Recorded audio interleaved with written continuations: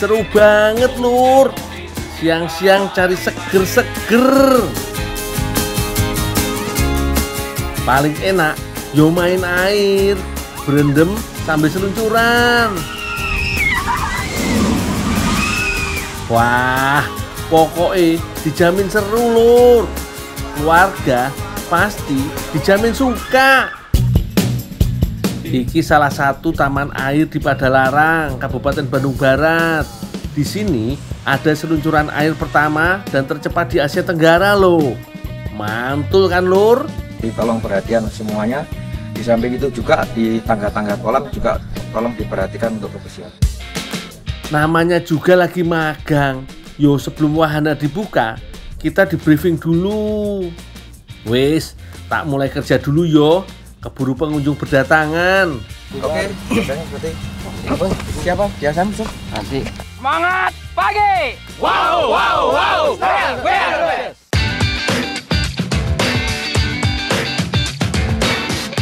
Karena luasnya kurang lebih 10 hektar, jadi nih kami harus berbagi tugas. Kalau temenku ada yang ngepel keramik di tangga-tangga pinggir kolam. Soalnya keramik yang kotor atau licin bisa membahayakan pengunjung.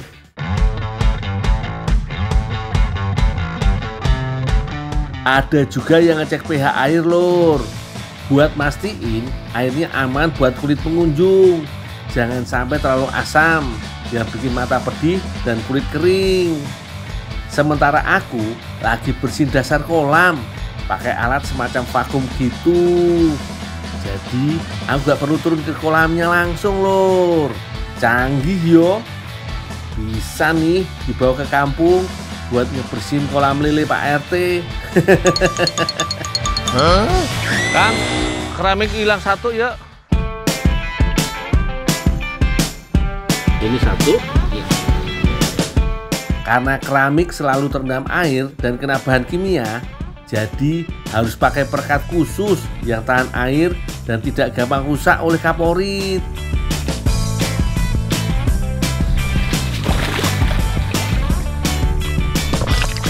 Sambil menyelam, langsung tempel aja lur. Untuk memastikan lemnya menempel, injek sebentar, kurang lebih 1 menitan aja. Sekalian basah, tak sikat sisi kolamnya yo. Kalau gak sering dibersihin, lumut bisa tumbuh subur.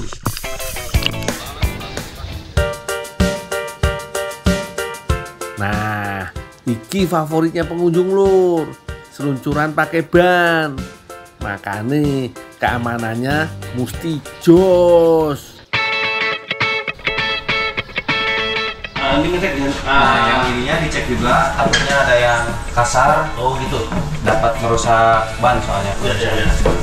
Nah, kalau bagian ini kami kudu ngecek manualnya yo. Jadi harus jalan kaki sepanjang seluncuran. Ini aku bisa jalan lancar karena airnya belum nyala. Kalau airnya udah dialirkan atau kena basah dikit aja, bisa-bisa langsung glosor aku. Makanya proses gini dilakukan sebelum wahana airnya dibuka.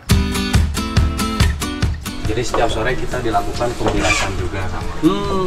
Kalau misalkan Jadi kalau sore pas masih ada air itu langsung di jadi pas sore setelah closing, setelah mati wahana kita dilakukan pembilasan. Jalurnya panjang juga yo, bisa sampai 170 meter lur.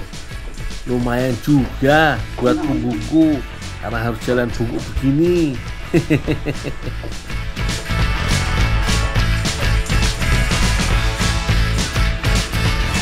Oh berarti ini bannya langsung ke sana ya? Ya.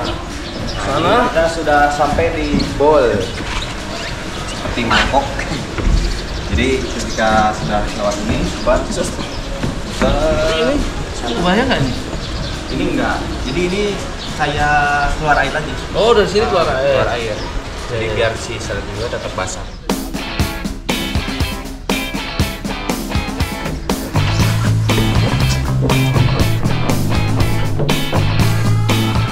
Airnya udah kelihatan.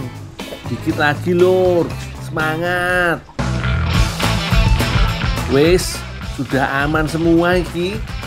Tapi tetep lur, aku dan rekan-rekanku harus buat memastikan wahana-wahana di sini aman untuk pengunjung.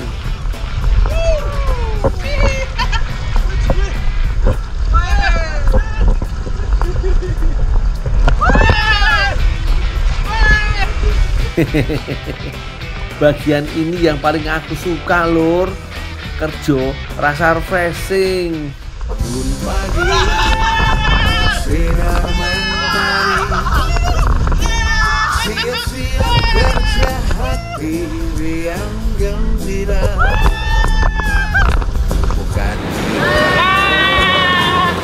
Bukan di pabrik, tapi di taman wisata. Sekarang rekan-rekan semua bisa kembali ke posnya masing-masing. Tetap utamakan keselamatan pengunjung maupun keselamatan rekan-rekan. Selamat bertugas rekan-rekan semua. Tetap jaga keselamatannya. Terima kasih.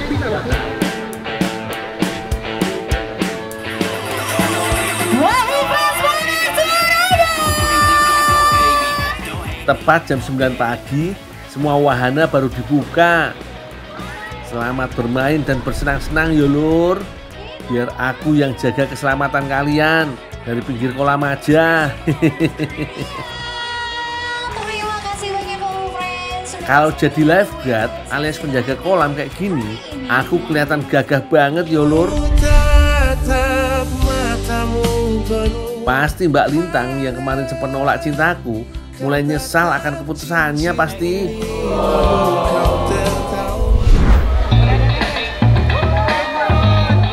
Yang paling dicari sama pengunjung salah satunya adalah wave pool alias kolam ombak. Siapapun yang pengen ngerasain kolam ombak harus pakai ban pelampung yo. Serunya ada 6 pola ombak yang berbeda-beda. Jadi pengunjung bisa merasakan sensasi terombang ambing koyo di tengah laut beneran lur.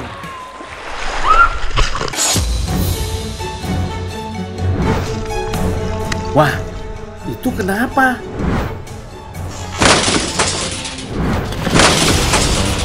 Yo, ini yang jadi salah satu tugasku.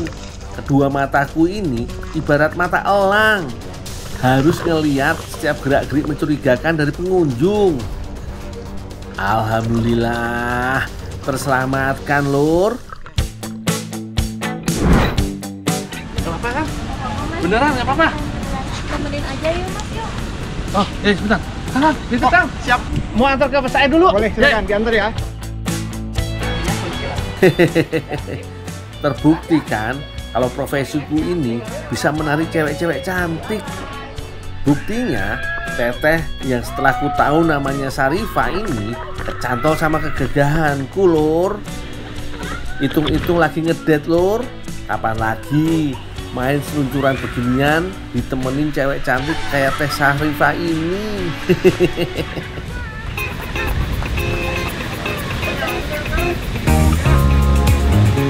Mas Guno, Bang, Anda di sini nih gimana? Iya Kang, nemenin ponakan. Oh, Ada sedikit kendala. Jadi saya tolongin tadi. udah nanti jangan gitu lagi ya, langsung kembali ke areanya tadi yang jaga. Ya. Ya, Tadi siap. udah bilang kok sebenarnya. Oh gitu. Ya siap, langsung aja.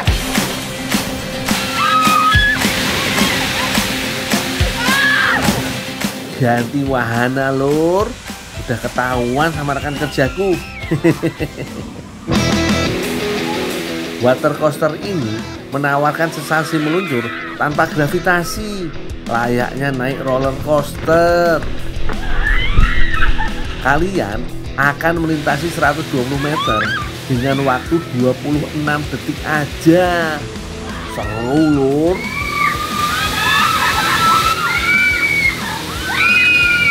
Ayo lagi aja. Please. Aku harus kerja, udah enak sama bos. Sekali aja. Meskipun hatiku berbunga-bunga bisa main-main sama Teh Sarifah, tapi ada deg-degannya juga lor. Masa gara-gara nemenin begini aku mau sampai kehilangan kerjaan?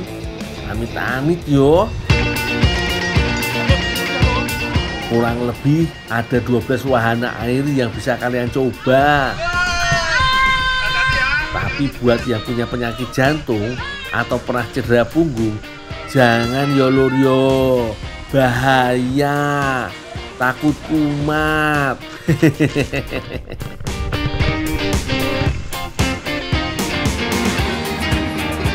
Gak cuma buat orang dewasa, anak-anak juga bakalan betah banget lur. Soalnya ada kolam khusus buat bocil, lengkap dengan seluncurannya.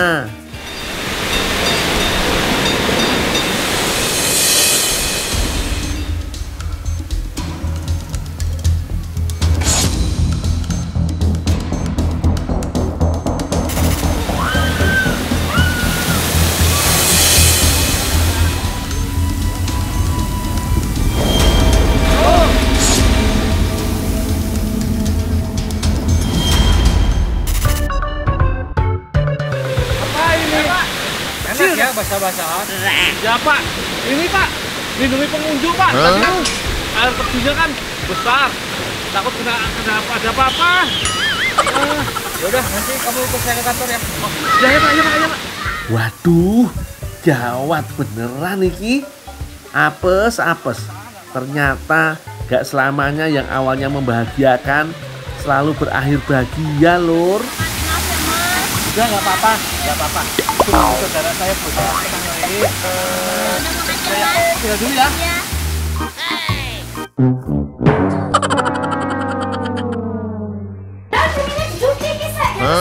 Sabar Mbak Vini, sabar Bu Vini. Iya sabar Mbak Febi.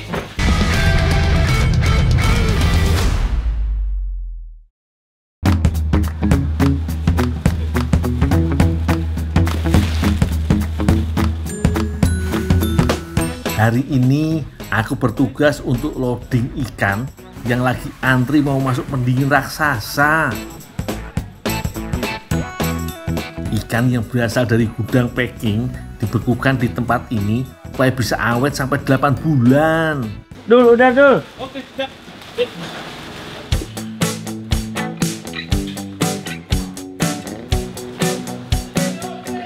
Nah, kalau udah masuk ke ruangan gelap kayak gini, ngeri-ngeri sedap lur. Bulu kuduku selalu merinding. Suhu di dalam kulkas seukuran rumah ini mencapai minus 17 derajat Celcius dan kayak di kutub utara lur. Ya, tinggal di gudang yang satunya aja ini. Oh iya, aja. Mas, sorry Mas.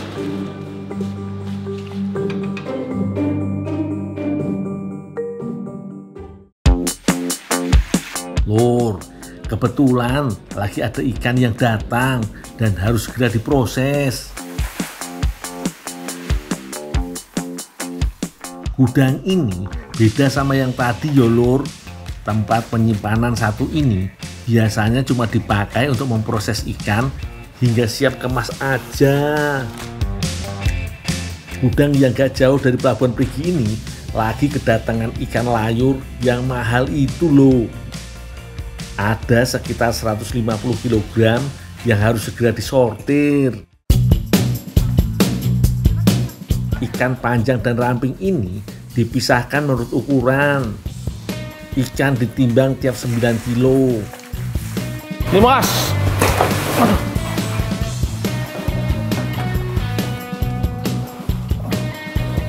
$15. Dul, tolong itu dibawa ke sana semua aja ya. Oh iya Pak.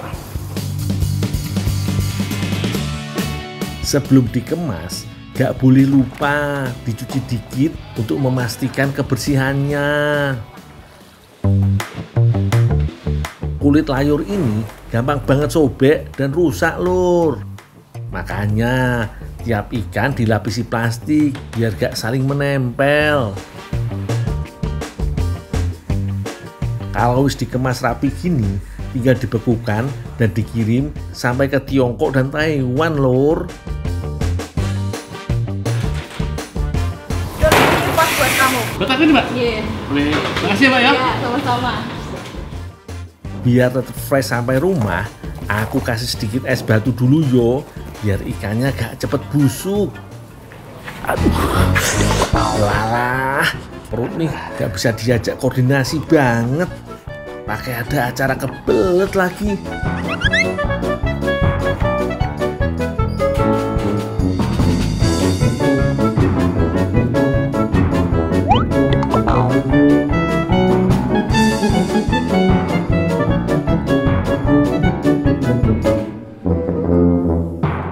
Wah, leganya.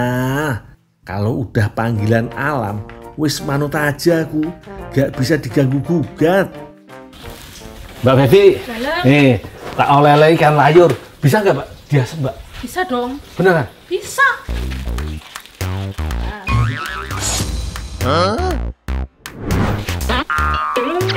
Layur apa cumi?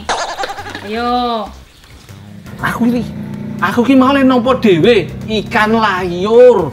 Terus tak deke ember, tak kasih es, tak tutupi karung loh. Lah sidane cumi apa layur?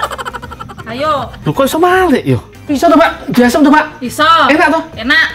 Gak apa-apalah, sotong juga sama mahalnya. Lur, masyarakat setempat sering menganggap sama antara cumi dan sotong.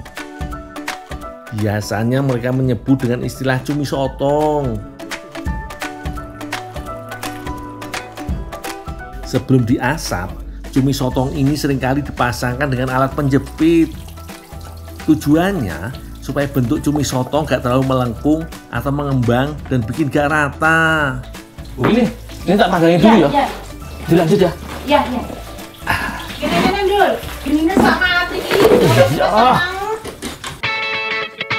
Sebelum beradu dengan panas api pengasapan, badan cumi sotong diiris-iris dulu ya lur. Dengan cara ini, proses pengasapan jadi lebih merata lur. Mbak Feby nih lebih suka mengasap cumi sotong daripada ikan. Pengasapan cumi sotong lebih cepat matang daripada ikan. Matang kurang dulu. Wes, nyo iki ada. Iki ditoto kene. Ada ditoto iki tintas ditoto kene. Ya, Mbak. Nek rene sedeng. Mbak, terus Mbak ya. Ya. Iki saya. Ya, Mbak Feby. Lapa lagi mejane sik ketes. Oh iya. Lape kono kan. Lah cumine dicuci iki sik bersih. Sabar Mbak Vini, sabar Bu Vini. Ini aku juga ngerjain yang lain kok. Saiki kira Iya, sabar Mbak Feby. Ayo ndol iki dicuci dan cumine lho delok laler beki lho pisan. Delok laler beki lho. Dicuci ya terus kene, kan resik kok. Kan tadi udah tak cuci. Bersih laler sik Tapi iya toh.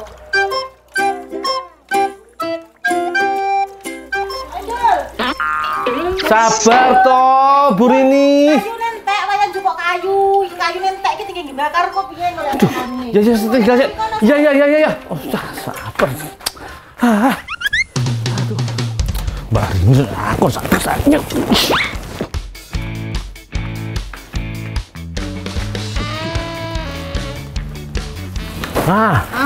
dibuka, itu sok nenek. Iya. Sabar Bu Rini. Tanganku cuma 2, badanku cuma 1. Oke. Tikai kayu. Bonggol jagung masih jadi pemenang sebagai bahan bakar pengasapan loh yo.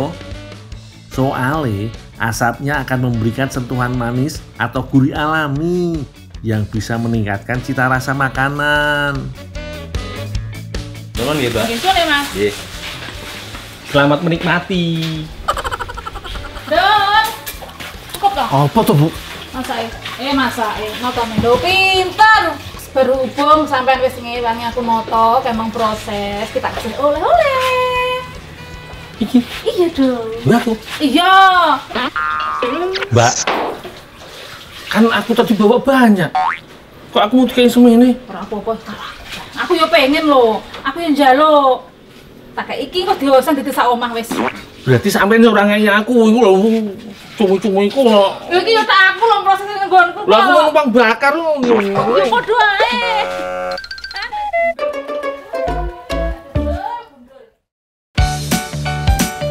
Jadi, minta tolong mau dipala, Mbak Limo.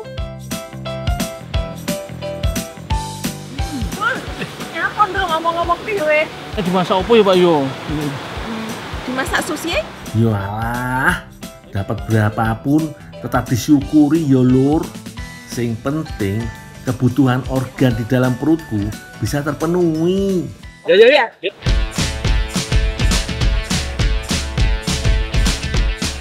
Mbak Jum sudah siapkan bahannya lur. Bocoran dari Mbak Jum, beliau mau masak hidangan dari negeri Sakura Jepang lur.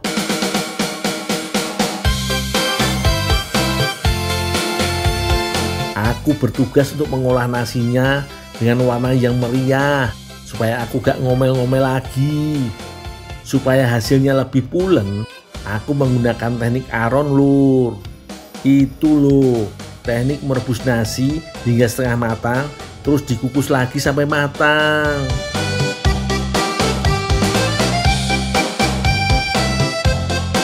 Sementara Mbak Jum kebagian tugas untuk potong-memotong. Oh iya lur, alpukat kayak gini itu ibarat punya dua wajah.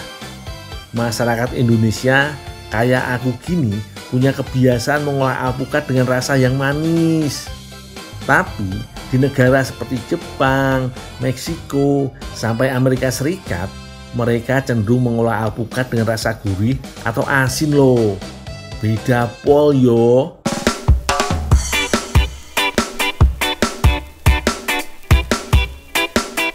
Selain alpukat, cuminya juga tolong dipotong-potong yo Mbak Jum.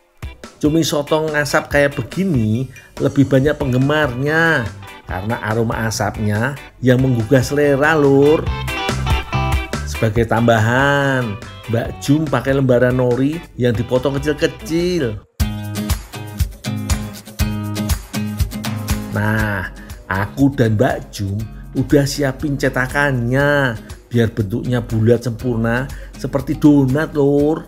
Kami punya trik yang berbeda. Kalau aku sih sengaja menambahkan nasi langsung ke dalam cetakan. Kalau Mbak Jum dimulai dari membuat lempengan nasi di atas loyang dan baru dicetak bulat seperti ini. Dengan keterampilan yang sudah kudapatkan sejak lahir, bagian toppingnya ditata rapi pakai potongan nori dan alpukat yo.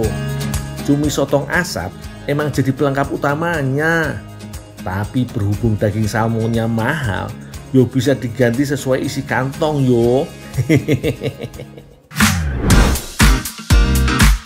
Udah jadi kilur malasada sushi sotong buatanku dan Mbak Jum. Cantik toh? Tapi kira-kira rasanya secantik tampilannya gak yo? Mbak, dicicipi Mbak malasada sushi sotongnya Mbak. Oh iya. Pasti enak iki. Enak banget. Setelah seharian yang berat dan penuh cobaan, makan enak kayak gini bisa jadi penghiburku lur. Asli, rasanya unik banget. Kombinasi gurihnya cumi sotong asap berpadu lezat dengan lembut tebalnya alpukat.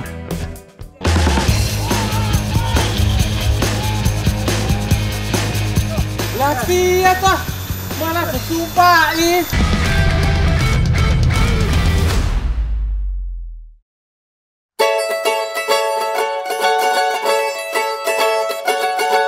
Aku diajak Pak Tujioko mencari pohon aren. Bukan untuk diambil ijuknya, apalagi disadap.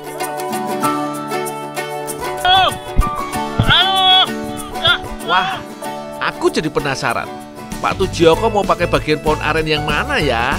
Sampai-sampai aku harus membawa gerobak, tali, dan kapak.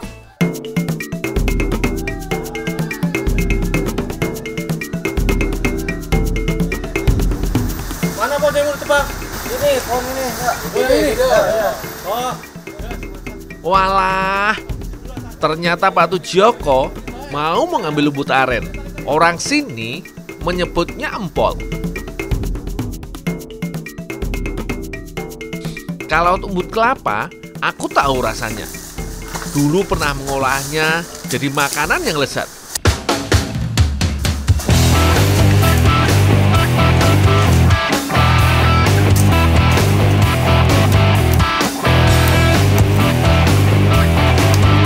Umbut letaknya di pucuk pohon dan di balik pelepah-pelepah daun mudanya. Itu artinya kami harus menebang pohon aren supaya lebih gampang mengambil umbutnya. Oke lah, kalau urusan tebang menebang, aku paling jago. Serahkan saja padaku, Pak. Tidak sembarangan pohon aren bisa ditebang loh. Hanya pohon tua atau tidak produktif saja yang boleh ditebang.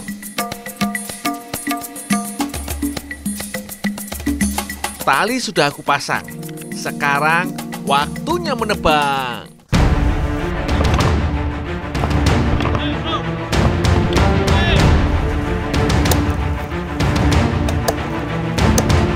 Cukup melelahkan juga. Tapi kalau ramai-ramai seperti ini, pekerjaanku jadi ringan. Inilah gunanya tali, supaya batang aren jatuh ke tempat yang sudah ditentukan.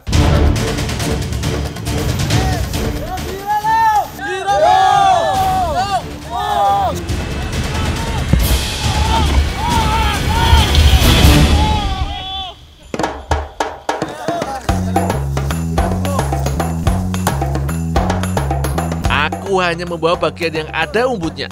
Ya, kira-kira sepanjang 1 meter dari ujung.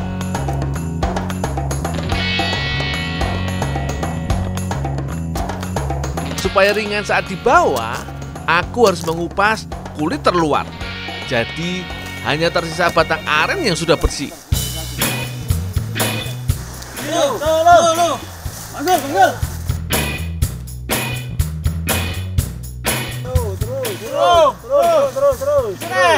Oke, saatnya pulang.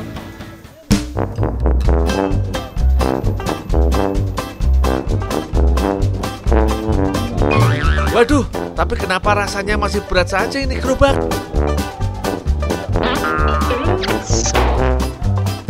Lah piye toh? Malah ditumpai. Lah kesel. Lah kesel aduh. Leren sing ngomongnya. Tumpai iki lho.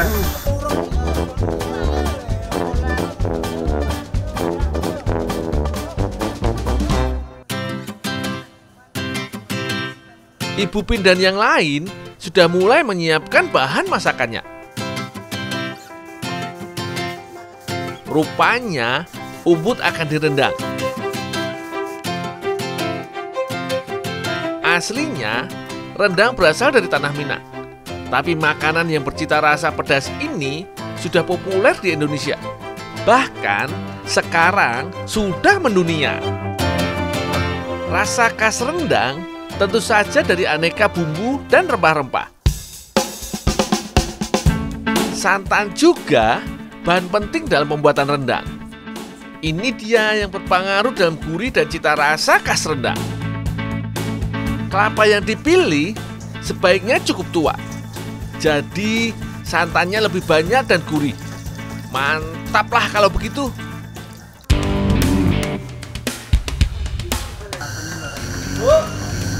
Toleran tuh, Bu. Oh iya, tidak bersilu. Godong dia. Iya. Oh iya.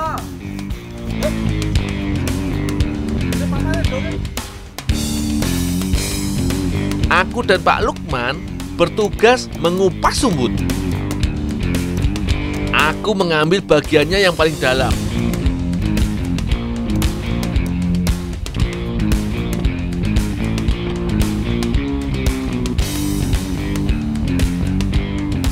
Daging batangnya cukup lunak. Kalau dicicipi, rasanya manis. Hanya saja masih banyak getahnya.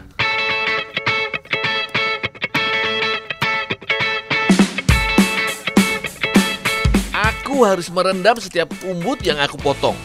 Dengan begini, bisa sekalian menghilangkan getah umbut.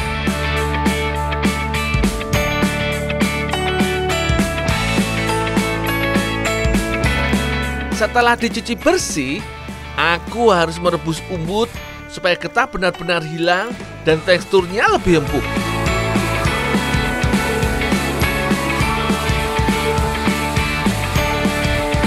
Potongan yang kecil akan membuat umbut cepat matang. Ya, Sekitar 30 menit, umbut sudah bisa diangkat dan ditiriskan.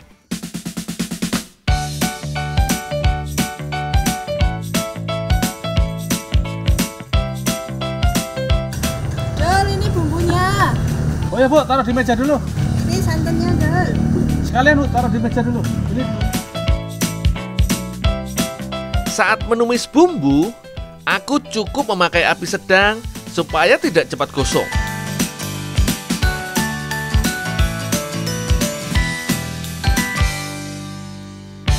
Selanjutnya, tinggal menambahkan umbut.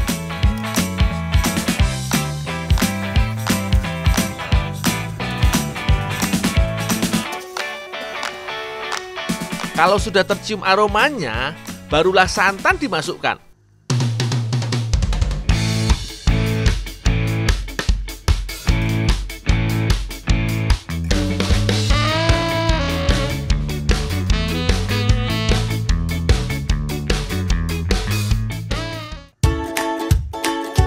Wah, saudara dan tetangga sudah berkumpul semua. Pas banget. Aku juga sudah selesai masak rendangnya. Aku paling senang berkumpul dan makan bersama. Bisa membuat makanan yang dimakan lebih nikmat. Apalagi rendang empol aren ini. Wih, jangan ditanya rasanya. Aku bisa nambah berkali-kali. Rasa pedasnya pas, beradu dengan empuknya empol aren. Pokoknya juara rasanya.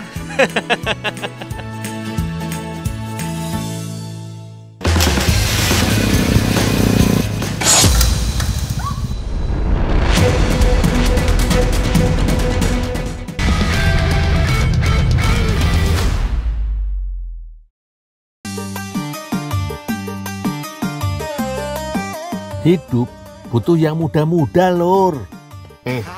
Jangan salah paham dulu. Maksudnya bukan cari pasangan yo, tapi cari daun muda. Karena dari bahan pucuk daun muda, aku menemukan olahan nikmat yang bikin lidah goyang kayak dangdutan. Ini dia, Lur, top 3 jatuh cinta pada daun muda.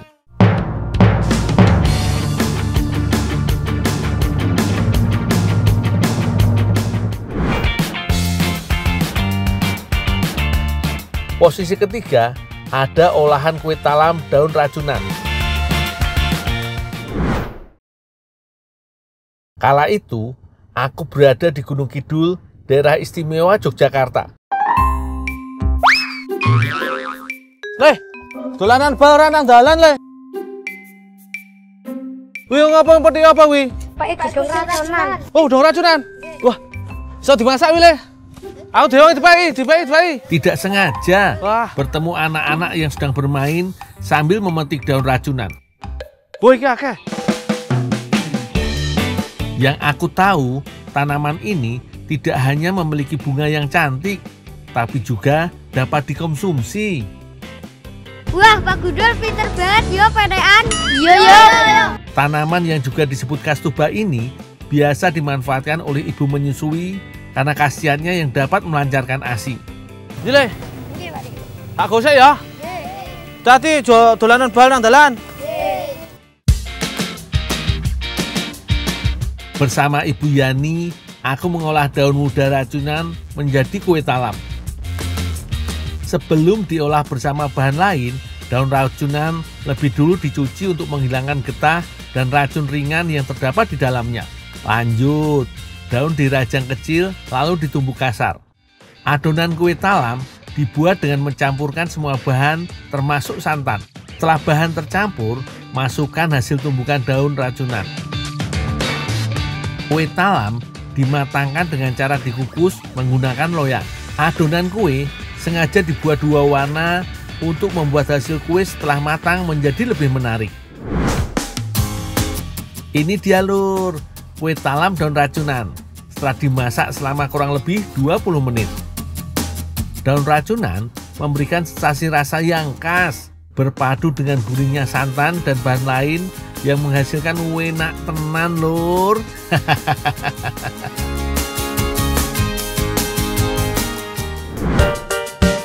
Tapi yang satu ini tidak kalah enak dan lezat lur.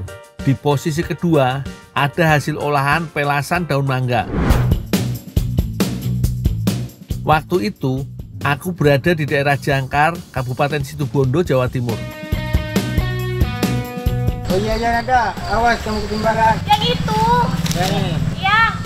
Sepulang mengambil rumput untuk pakan sapi, aku dikagetkan dengan jatuhnya batang pohon mangga.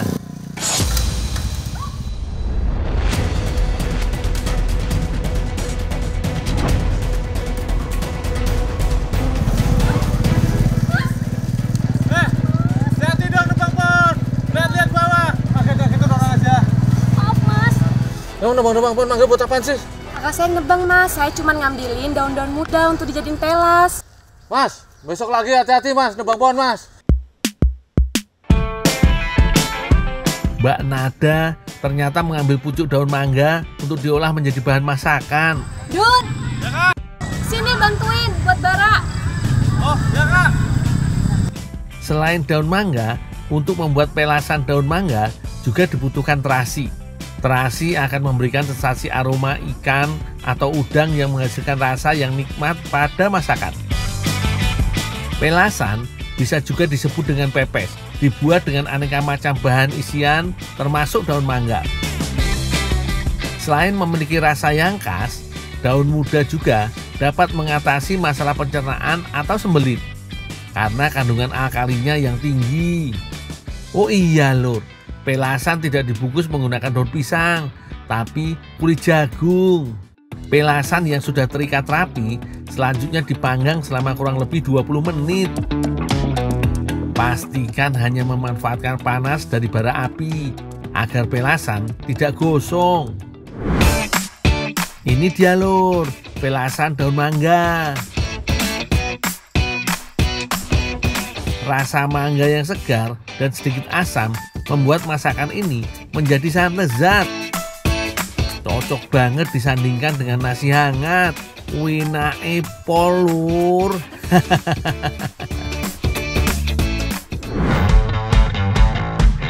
Yang tidak kalah unik dari hasil olahan daun mangga adalah sayur daun kopi asam keung. Menempati posisi pertama top 3 jatuh cinta pada daun muda. Waktu itu, aku membantu Pak Ali memanen kopi Robusta di daerah Lamno, Provinsi Aceh Besar. Daerah perbukitan menjadi lokasi yang tepat untuk budidaya tanaman kopi Robusta. Terbukti hasil panen yang kami petik adalah biji kopi berkualitas tinggi. Tapi tentu saja tidak hanya biji, daun muda dari tanaman kopi juga dapat diambil manfaatnya. Sengaja aku petik beberapa daun sebelum pulang meninggalkan kebun.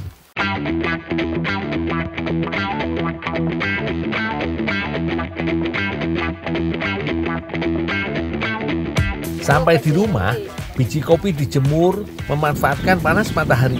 Biji kopi yang sudah kering selanjutnya ditumbuk untuk memisahkan kulit dan bijinya. Kak, ini kak, daunnya yang mau dimasak kak. Kopi yang mau disangrai yang mana? Oh ya, ini Dol. Ya, makasih kak ya. Oh iya lur, daun muda tanaman kopi yang tadi aku petik langsung diolah sama Kak Nila dan Kak Rizka. Katanya mau dibuat sayur daun kopi asam keung. Tidak hanya di Aceh, masyarakat Sumatera Barat memanfaatkan daun kopi menjadi minuman, namanya kopi kawa.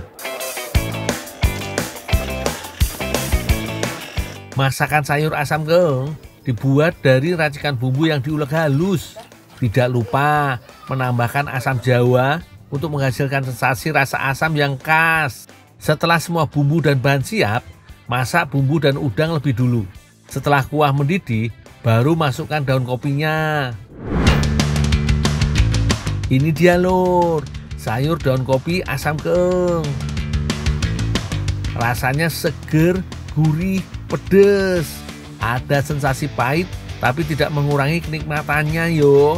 jos gandos lur.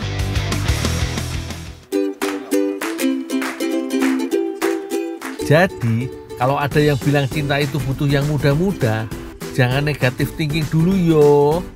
Bisa jadi yang dimaksud adalah pucuk daun muda. 3 olahan lezat berbahan daun muda membuktikan jika dengan pengetahuan dan cara mengolah yang tepat, daun muda dapat menghasilkan cita rasa masakan yang bikin jatuh cinta.